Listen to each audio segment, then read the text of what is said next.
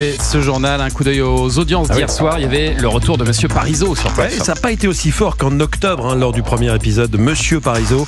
Il y avait 5 millions de téléspectateurs il y a 6 mois, pour rappel, hier soir. Bon, c'était fort quand même, mais 3 900 000, donc plus d'1 million de téléspectateurs en moins.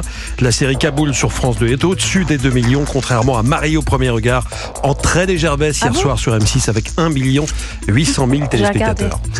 J'ai regardé Marie au premier regard. C'est très bon quand même. Et je ne m'attendais pas à ce qu'elle dise oui tout début.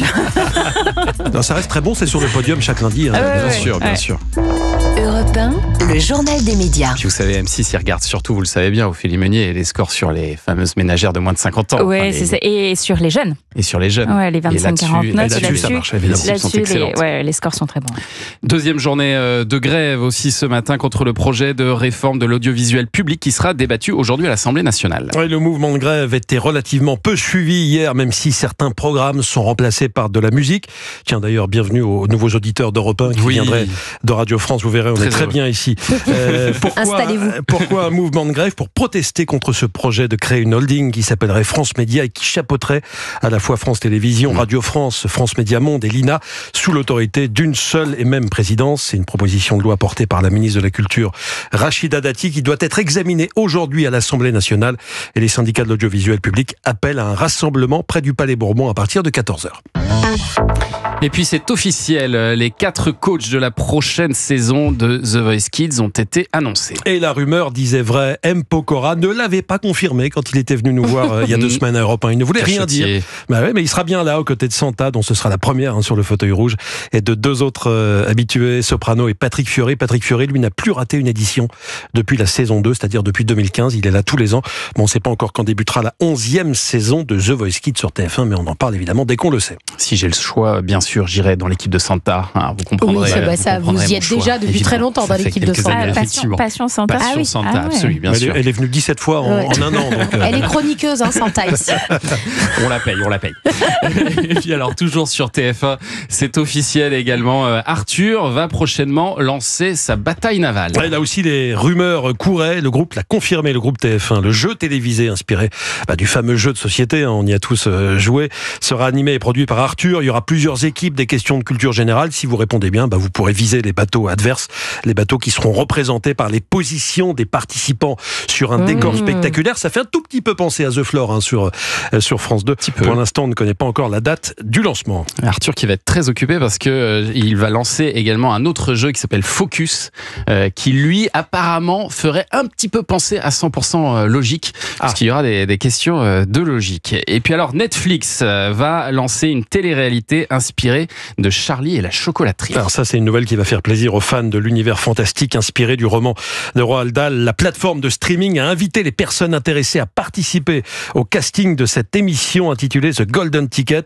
C'est un jeu dont on ne connaît pas encore vraiment les détails, mais qui vous permettra de pénétrer pour de vrai dans la chocolaterie de Willy Wonka. Pour participer, il faudra avoir plus de 18 ans et résider aux États-Unis. Oui, donc c'est ballot. Merci beaucoup. Merci de l'info.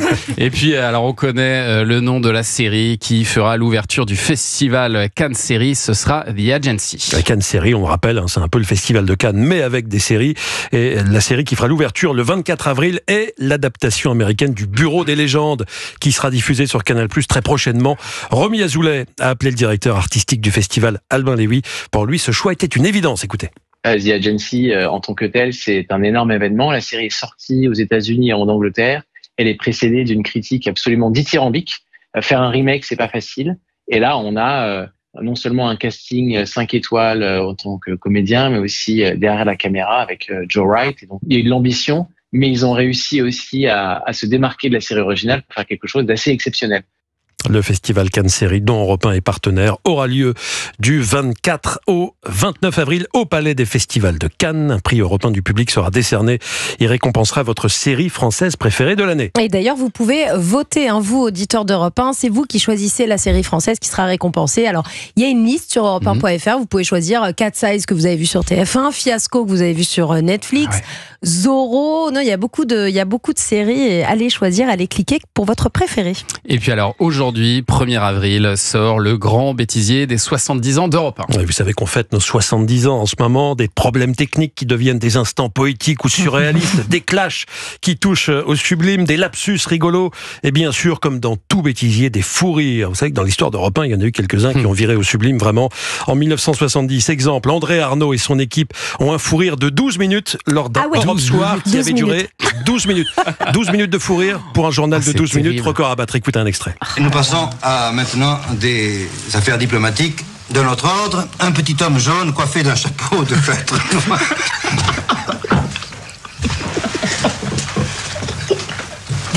Bon, monsieur, écoutez, franchement, nous avons un journal à faire et qui doit durer jusqu'à 8h12 avec un tas d'informations à donner. Je crois quand même que pour aussi joyeux que vous soyez et que je suis moi-même, il faut les donner. Ouais, ils essayaient, ils ont tout essayé. Et on change de sujet, tout ça. C'est tellement communicatif. Ça vous est déjà arrivé, ça, vous, Ophélie? Oui, ça m'est arrivé au petit journal, je pense. On était en direct. Bah oui. Et bah oui, parce que bon, quand on enregistre les émissions, ça arrive moins souvent nécessairement.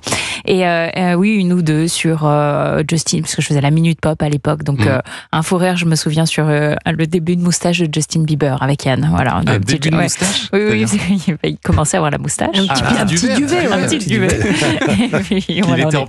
On est parti sur une photo et dans la chronique. Et puis voilà. Mais souvent, ça part de pas grand-chose. Souvent, ça part de pas grand-chose. Et derrière, faut pas se regarder parce que sinon, ça renchérit. C'est l'erreur que j'ai faite hier. J'ai regardé Anissa pendant le journal des médias de Julien Pichelet. Ils se moquaient de moi les deux là. Non, on se moquait pas du tout de vous. Pas du tout, on se moquait de l'info. Le grand bêtisier d'Europe 1, sérieusement, c'est à retrouver sur le site et l'appli Europe 1, catégorie 70 ans d'Europe 1. Voilà. Vous avez travaillé dessus, évidemment. Plus d'une heure de bonheur. Je serai avec Anissa et puis on écoute tout ça ensemble, c'est assez drôle. Merci beaucoup pour ce journal des médias dont toutes les infos sont à retrouver dans la newsletter média, inscription gratuite sur europe1.fr.